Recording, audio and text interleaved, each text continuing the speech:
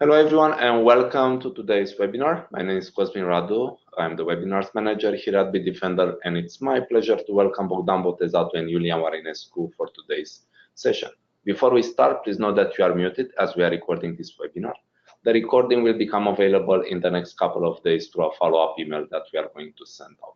Throughout this session, we encourage you to use the chat and submit any questions you might have, as we are going to host a Q&A at the end of this webinar. Last but not least, we really count on your feedback, so we encourage you to take a couple of moments after the session finishes and provide us your input in the survey that we will be prompted to. And now, Bob, Julia, over to you. Hello, everyone. Thank you for joining this webinar. My name is Bogdan Botezatu. I'm a director of threat research at Bitdefender. We are based in Bucharest, Romania, European Union, where we are running one of the largest IT security companies in the Eastern Europe.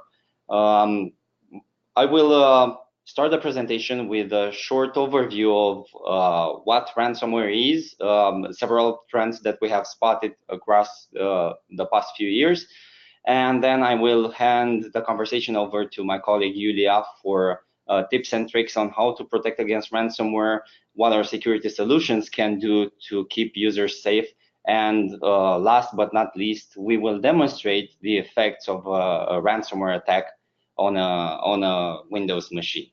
With all this said, I would like to give you a short overview about what happened in the ransomware space since 2014.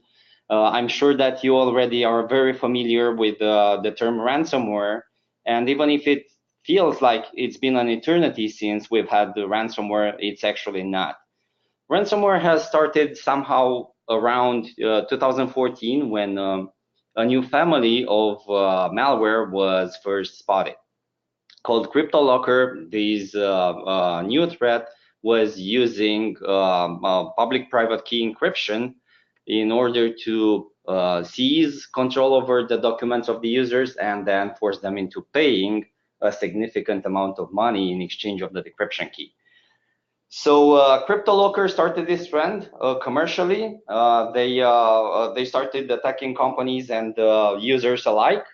They have been very successful because of this new mechanism that allows hijacking of files rather than of computers.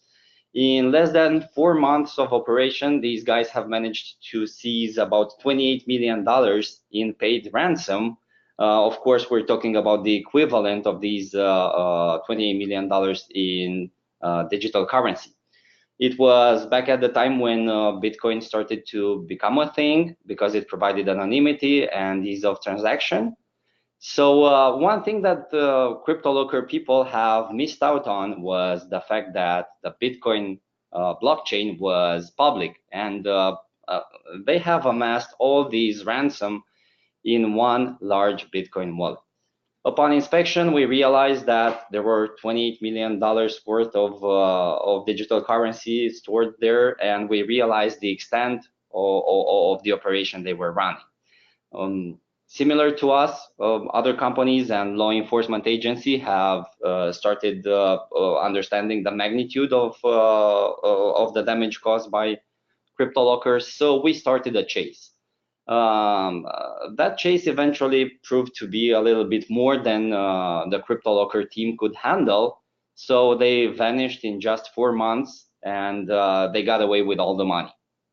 But you know, even if CryptoLocker has been shut down, they have served as a very, very good marketing case study for different other cybercrime operators who understood that ransomware might be the future of making money easily.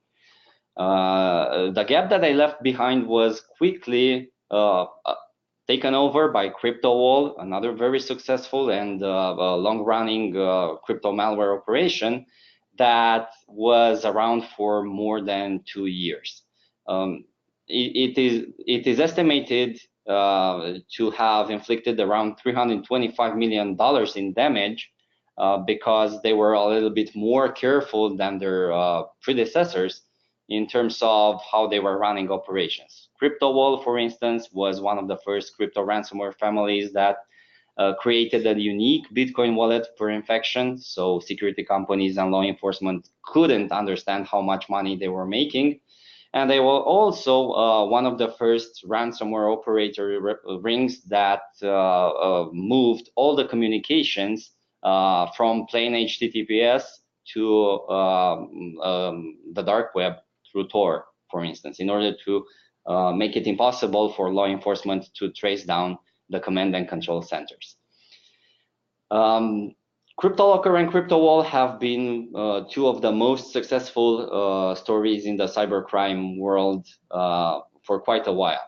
But they have opened the door to something that's called ransomware as a service, a business model in which programmers who are very skilled in developing malware are focusing exclusively on writing code and weaponizing exploits, while the marketing and distribution and of course charging for the decryption key falls onto affiliates.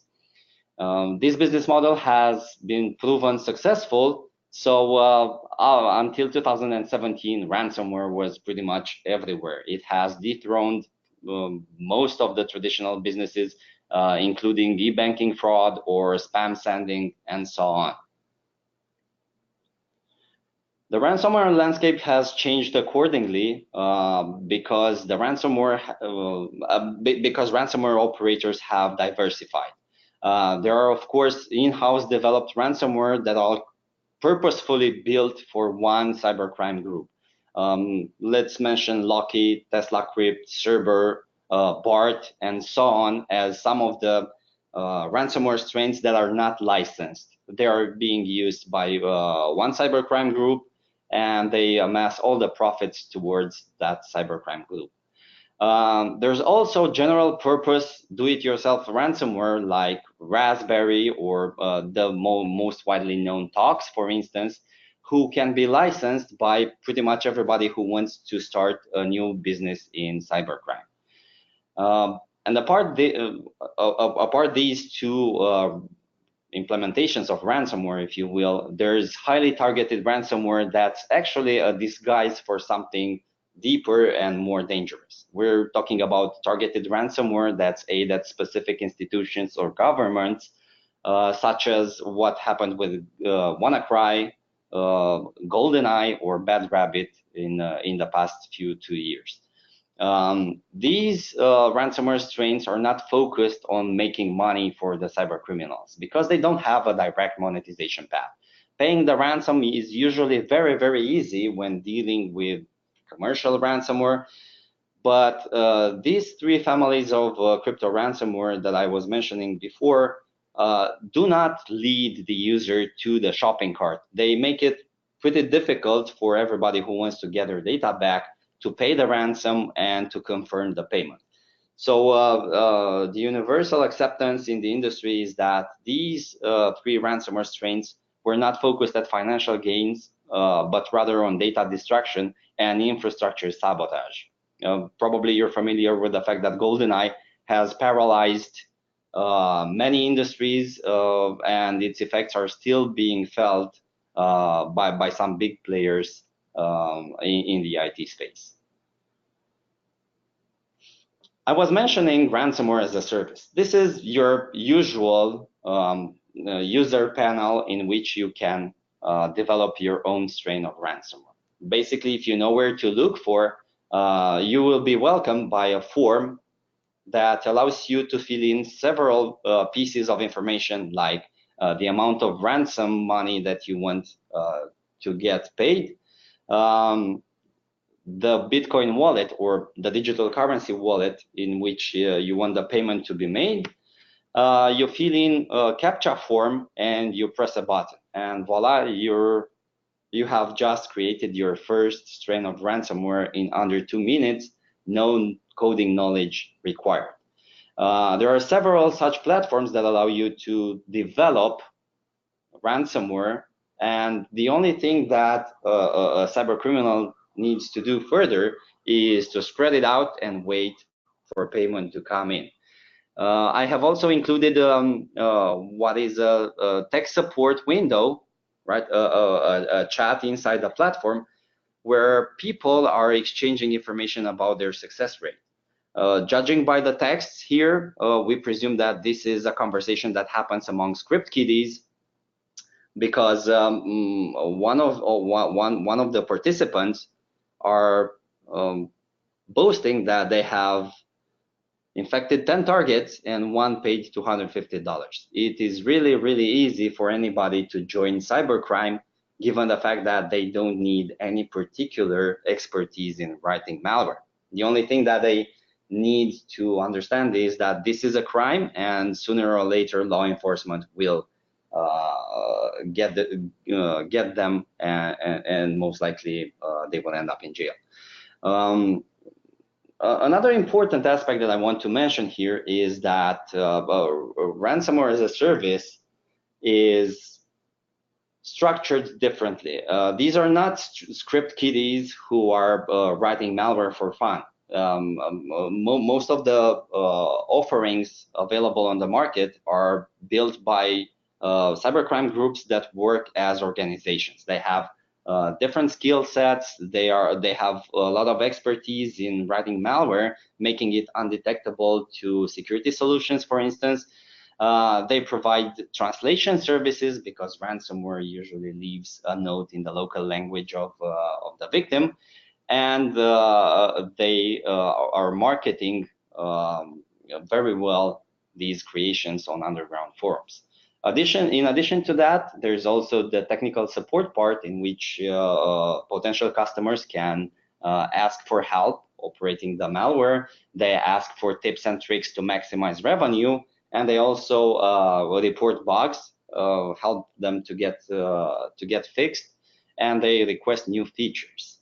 It's a very well set up ecosystem that creates billions of dollars for the operators. Ransomware has started to catch up really well in the past few years.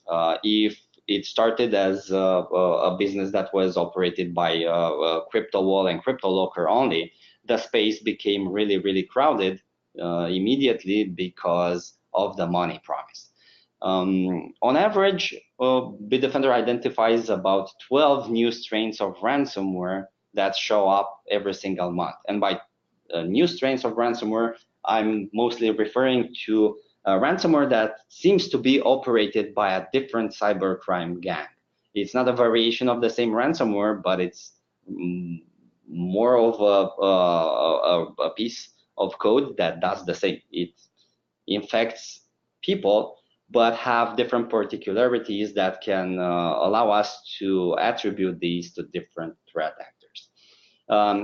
Some of these ransomware strains don't hold up too much. They come and go because of the way they monetize to people. If they're not monetizing well, they will be dropped, and the cybercriminal ring that operates them will move on. There are also instances in which they make a lot of money for the operators, and this shows that in the way they take the test of time. They last longer, they get frequent updates, and so on. One new such contender started showing up somewhere in January 2018. It's plotted on the map as GANCrab, and ever since it has had minor bumps, minor decreases in popularity. Mostly it was on an ascending trajectory because it was really successful. GANCrab seems to be one of the affiliate-based ransomware families in which potential customers license the code, and they handle distribution and monetization and spamming themselves. GANCrab seems to be the product of a highly organized group of ransomware authors that's likely based in the ex-Soviet space. You can tell that because they leave traces in the code. They seem to speak Russian fluently when they advertise their wares on specialized forums, and they have accepted the former Soviet bloc from infecting, because most likely they don't want to hit too close to home and make it really, really easy for law enforcement to find them. GandCrab has always operated under a ransomware as a service model, and affiliates are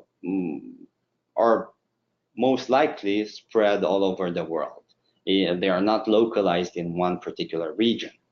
Even if they are relatively new to the market, they are really, really successful with licensing their technology to affiliates, which brought them a lot of attention and market share. At this point, Bitdefender estimates that GandCrab holds almost 50% of the ransomware market, and they seem to be going up. There is no slowdown in operations, even if we have managed to decrypt several of their versions. In numbers, GandCrab has done pretty well. Since January 28, 2018, up until January 27, February 27, 2018, GandCrab has managed to infect more than 50,000 computers, mostly in the home space. When they made their debut, they were aggressively spamming GandCrab via email, for instance, with various attachments, PDF files rigged with JavaScript code, Office documents that had macros to download the malware, and so on. Versions 4 and 5 have made an estimate of more than 1 million victims, and seem to be focused mostly on business users. This is normal because in more than 8 months since the debut of GandCrab, the ransomware market has crowded significantly. So most ransomware operators that run a major ransomware ring are focusing on businesses because of the more easy monetization than in home. If you are a business, there are less chances to just wipe everything clean and start from scratch, as opposed to home users who are often forced to do so.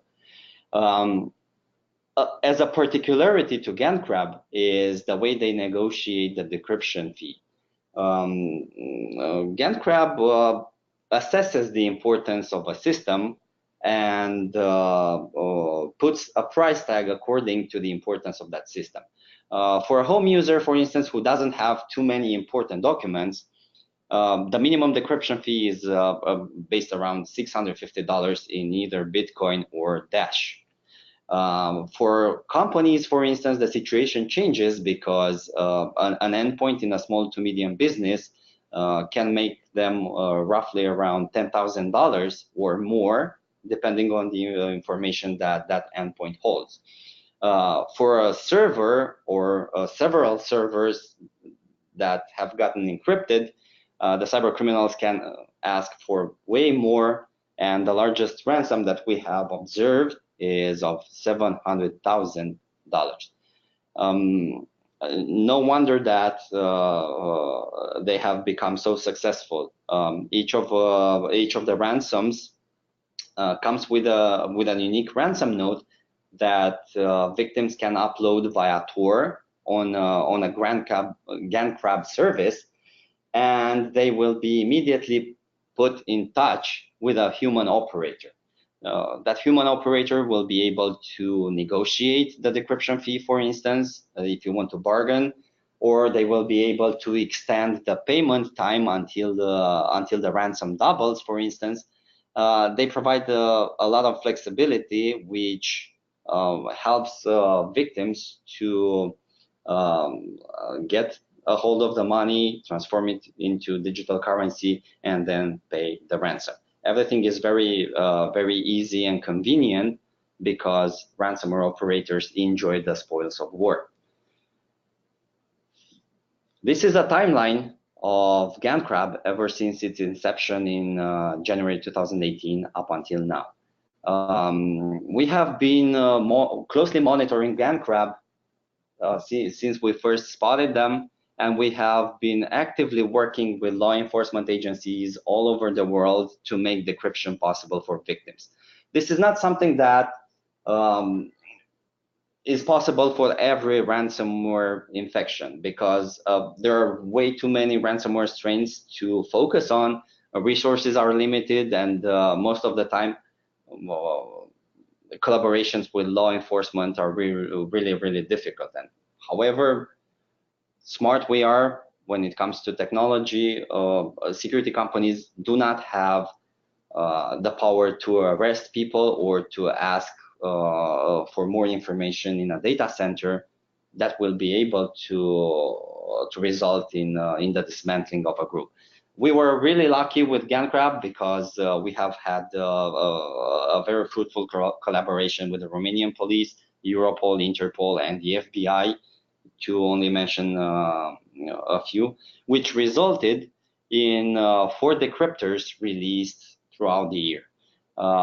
We have released the first decryptor in February 2018, which held decryption keys for the 50,000 infected users at that point. We have also released a partial decryptor for Syrian users.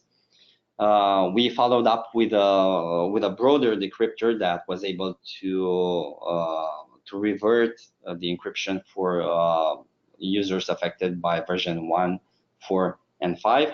And earlier this year, we have managed to come up with a decryptor that takes care of the rest of the infected pool. In total, Bitdefender has helped more than 40,000 victims to save an estimate of $50 million in unpaid ransom. Even if the amount of ransom that we have saved is really small compared to the damage inflicted by cyber criminals, it's a starting point and it's a big success for us. It's a big success because, first of all, it weakens operators because that money never made it to the hacker's account, and they rely on these money to continue research, development, and spreading of the crypto ransomware. It was also a great success to us because we have managed to establish a positive mindset amongst victims. While several victims would be tempted to give in and just pay the ransom, by simply providing decryptors in the past has helped us make them understand that help is coming. It just takes a while until we have the tools ready, and they should not pay the ransom. By educating the user to not pay the ransom, we are making the entire industry not worthy of the time and risks, and we are contributing actively to minimizing the impact of ransomware among home users or companies. I mentioned before that this is a very lucky shot because on average that just 10% of the entire pool of ransomware that we are seeing can be decrypted by leveraging vulnerabilities in the way that ransomware was designed, or by leveraging vulnerability in the way cryptographic operations are being carried out. Relying on a decryptor tool is not the right way to go. And when it comes to crypto ransomware, the only thing that works is, on one hand, having backups to restore from, and more recommended is prevention. Prevention is key because it minimizes both data loss and downtime, which is a huge issue for companies, and helps us further cut off supplies, money supplies that go to cyber criminals and fuel this underground economy. I will now hand this conversation over to my colleague Iuliana, who will guide you through what we are actively doing in terms of prevention and how the Bitdefender technologies can help you save the day. Thank you, Bob. Hello, everyone. Yes, I will try to provide now some concrete facts and some tips and tricks for you if you are a business owner, what you should expect and what can you do to protect your company against ransomware. So first, let's start with pointing out how ransomware enters a system like your company. Email and web use represent the most common infection methods used to gain access. It's only a matter of time until an employee opens an email attachment, answers a phishing email, or visits a compromised website. On top of that, you should know that the number of fileless attacks is growing. This kind of attacks is quite sophisticated because it executes malicious code directly in memory without using a file or without writing data on the disk. So as Bob mentioned, who is behind ransomware, you should probably know that they are both organized cyber criminals and non-organized opportunistic hackers, and also state-sponsored hackers. These are the top three culprits behind the ransomware attacks. What kind of data are they looking for? Any sensitive and valuable information from financial data, customer data, employee information, company intellectual property, product information, research and design information, payroll, all these are searched for by the attackers. If you have a sound understanding of the threats your organization faces and what you can expect, you can prepare to manage these risks more effectively. What company are they after? Who are the breach victims usually? The latest Verizon data breach investigation report reveals that only last year, 16% of the breaches were in the public sector, while 15% were in the healthcare sector and 10% were in the financial organizations. So it's fair to say that security managers across all industries should worry, but those in health and financial should be the most concerned, as their industries are the most targeted by ransomware producers. Let's also take a look at which are the main obstacles to ransomware protection. As you probably can expect, the three biggest obstacles standing in the way of stronger ransomware defense are all about resources and staying current on the latest ransomware exploits. This would be lack of budget, dealing with evolving sophistication of attacks, and lack of human resources. Also, poor user awareness and growing number of attacks are also among the most common causes for not being prepared to face or respond to an attack. If we are to look at the business and IT security impact, our study shows that the most important damages for the business, as Bob earlier mentioned, are the system downtime, the productivity loss, and the data loss. While for the IT teams, that would mean important changes in the IT security strategy, increased spending on IT security, and loss of confidence in the existing IT security they have. Not to mention lost time restoring data after a breach, the damage to a company's reputation, or compliance fines.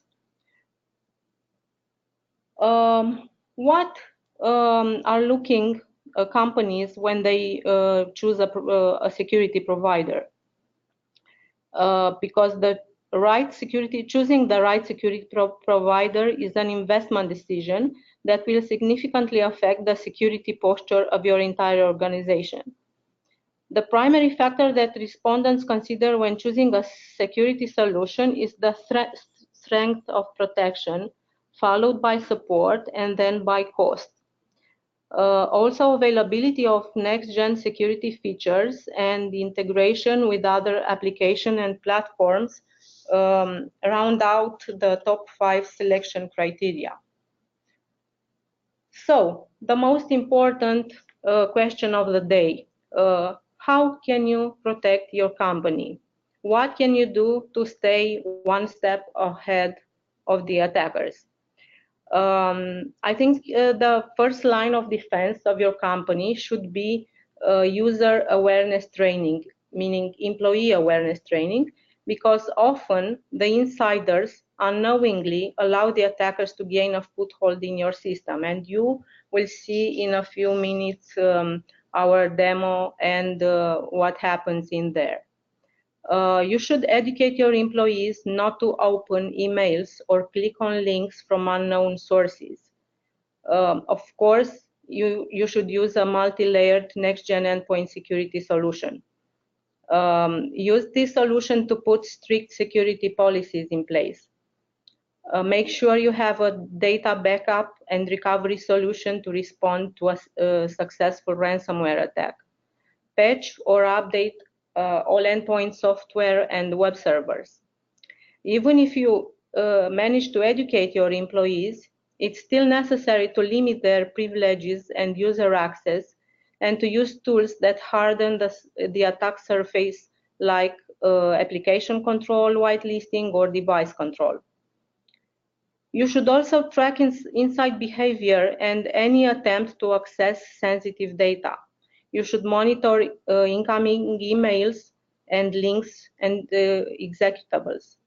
Give your teams ways to report potential phishing or first sign of infiltration into your network. In total, let your employees know that you are vigilant and informed. Another important question, what are you supposed to do if you are hit?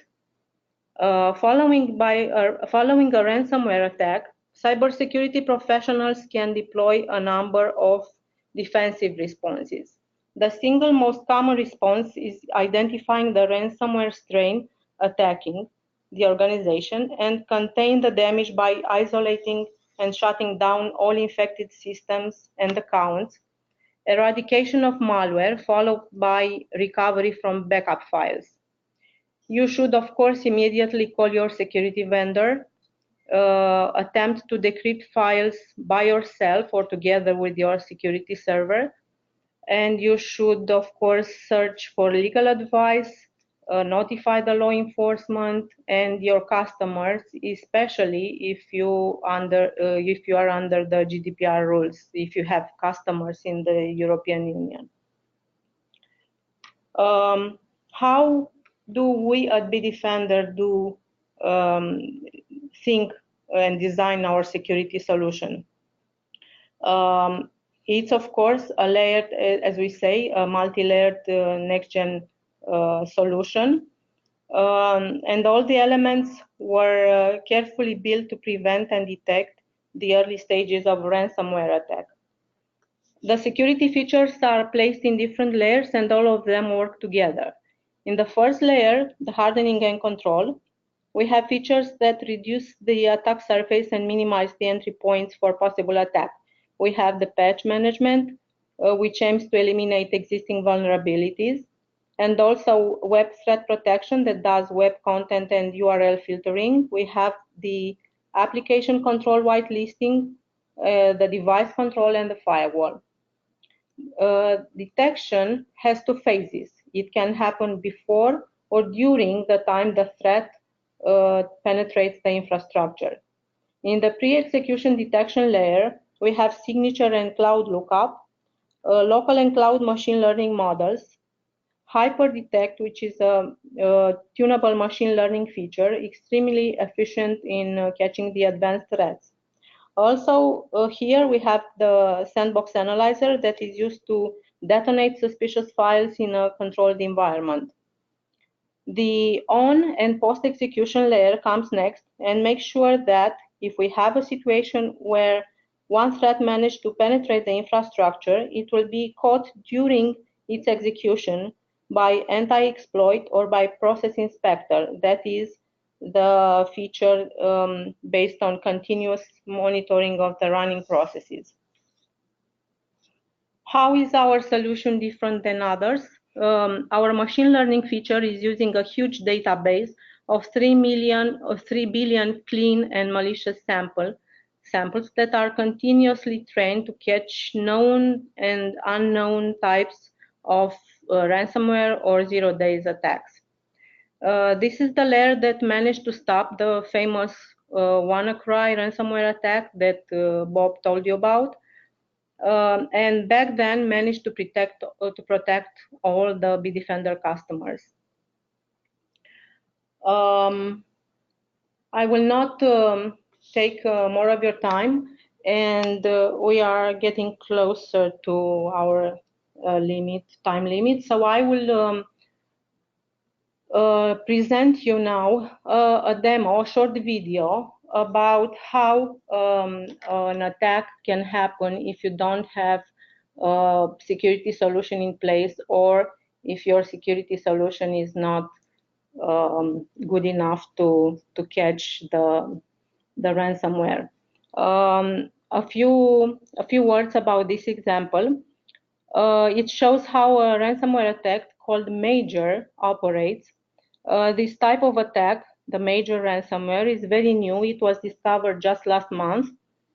And in this example, it is a mass clickbait ransomware campaign targeting the HR people, and contains an Office document with malicious embedded code that delivers ransomware. It's important for you to know that during this demonstration, the Bitdefender solution is set on report-only mode to allow us to see how the malware could have passed through the system if the security solution wouldn't have been in place. So, play.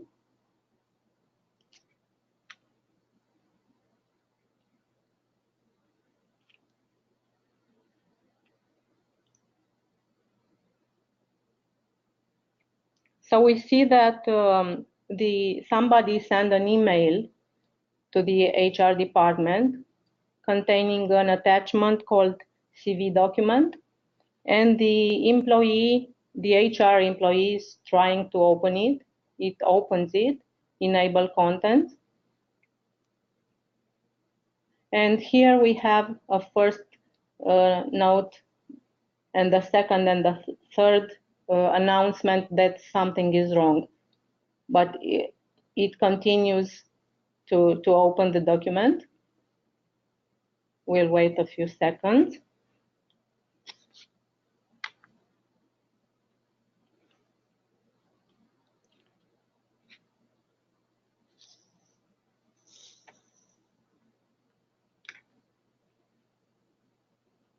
The important thing is for you to know is that the document itself is not malicious, but in background it contains macros that enables malicious command. So now in a short time you will see that the document was closed, but soon we have the ransom note appearing.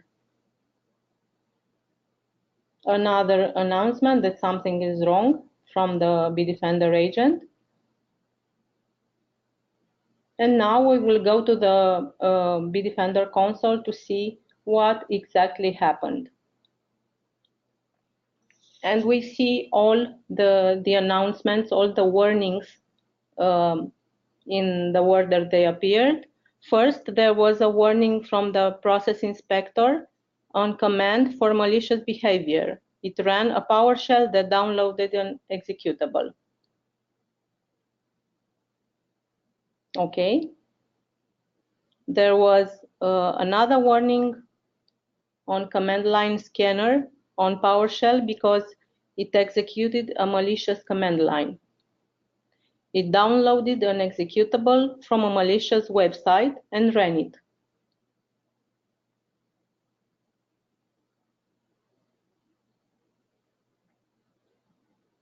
The third one was again a warning on PowerShell for malicious behavior.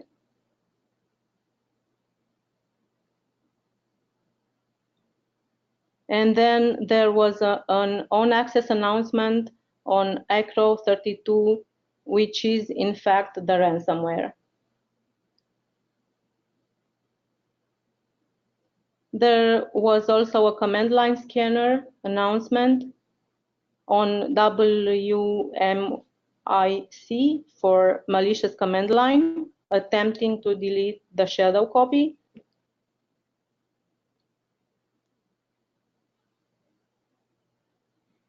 This is the ransomware announcement. And then the last one, the attempt to delete the shadow copy. Deleting shadow copy is frequently done by ransomware to make sure that they do not allow the security vendors to restore data from shadow copies. So we had in total 6 detection made by the Bitdefender solution.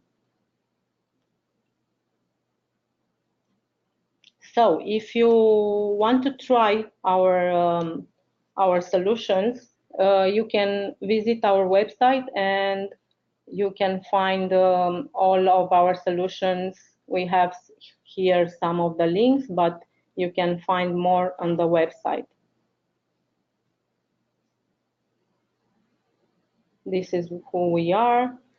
And thank you for taking part in this webinar. If you have questions, we will read them through. Thank you, Bob. Thank you, Iulia.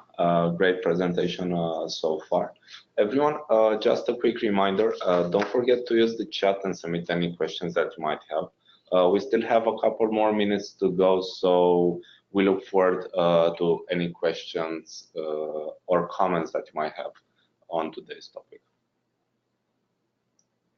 Bob, Iulia, it's worth mentioning. A usual question that we receive during webinars, it's about the recording and PowerPoint presentation.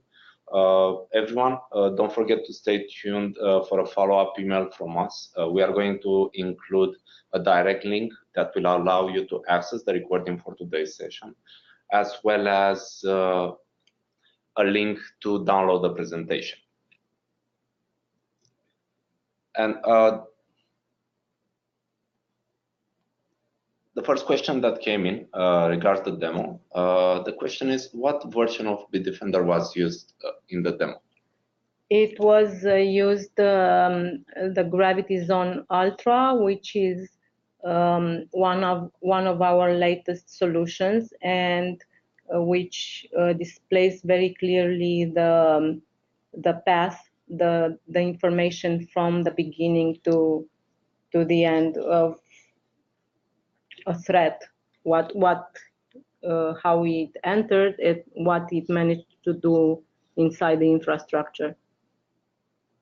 Well, this is actually one of the products that cover the entire kill chain and includes protection against PowerShell-based attacks. I was mentioning before that GanCrab is operated by several affiliates, and those several affiliates have their distinct attack model. Some of them might spam emails out to customers. Some others are using stolen or purchased domain credentials to log in to RDP sessions inside companies. And some others are using advanced PowerShell techniques to compromise a workstation and then use lateral movement to disseminate the infection even further into the organization. Gravity Zone Ultra has this feature that allows system administrators and IT security personnel to understand how PowerShell was used inside the organization and how hackers are using lateral movement techniques in the attack. Thank you, Bob. Thank you, Iulia. We're getting a lot of questions around the demo. One of the questions is, do we have any best practices around setting up a Gravity Zone for ransomware protection? I would say that one of the most important pieces of advice I can give is to make sure that the active threat control module is on. Ransomware comes to market at a very fast pace. Cyber criminals are using a technique that's called polymorphism to scramble samples from one infection to another in such a way that they would attempt to circumvent detection-based, signature-based detections. So one of the last lines of defense in the enterprise is behavioral analysis, or how we call it, advanced threat control, which looks at how the sample behaves in an environment like an endpoint, and ensures that it cannot start the encryption process before triggering an alarm. So ATC is very important because it allows organizations to fend off attacks even if the samples used have never been seen in the wild. Thank you, Bogdan. The next question, again, about the demo. In the demo, the Bitdefender actually stopped the ransomware or just reported? Julia, if I recall, yes, it was set up on report only mode. Exactly. The solution was set on report only mode just to allow us to see how it would act in the environment. Otherwise, it would have been blocked from the first time, and we were not able to see anything. If we would have missed the entire show. And I guess a follow-up question to that, guys, someone is asking about how Bitdefender vaccine works in this case. Oh, that's a very frequent question, and an actually good one. You know that there's honor among cyber criminals, and once you have been visited by a family of ransomware and you have paid up, these guys will usually tell you that they will not target you again. In order to be able to stick to their end of the deal, ransomware creates something that's called a mutex.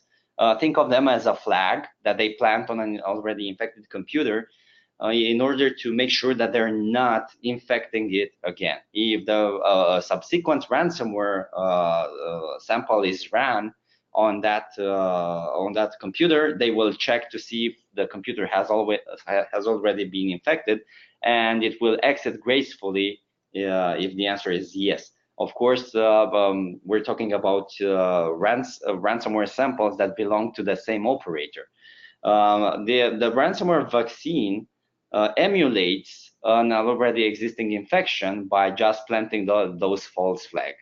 Ransomware vaccine is effective to some extent, but cyber criminals are, of course, using agile development mechanisms to make sure that they update that flag every once in a while. So while the ransomware vaccine is effective in short term, I would definitely recommend using a fully fledged security solution with that behavioral module on.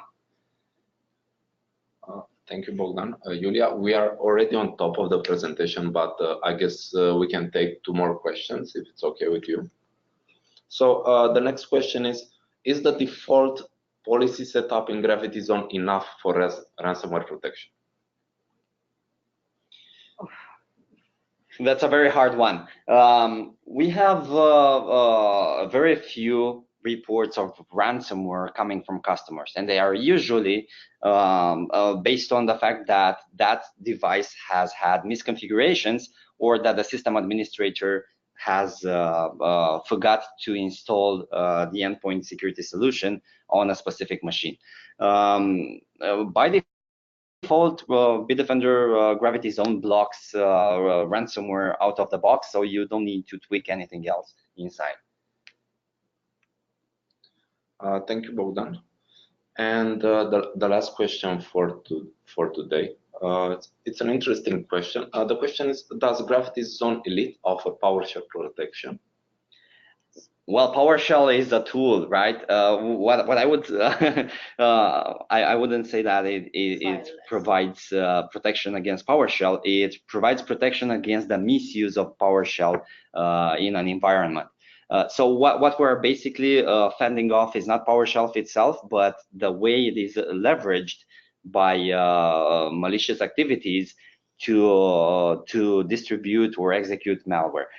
We do have protection against this kind of misuse in Gravity Zone Ultra. Yes. Thank you, Bogdan. Thank you, Iuliana. We have reached the end of our presentation for today. Thank you everyone for attending. Don't forget about the quick survey after this session. We really count on your feedback. And don't forget to stay tuned for more webinars. Thank you for joining us. And any other questions, I will be able to take on Twitter if you want to learn more about that. Thanks for the presentation, for attending, guys. It's late here. Have a good one and stay safe. Thank you. Thank you. Have a great day.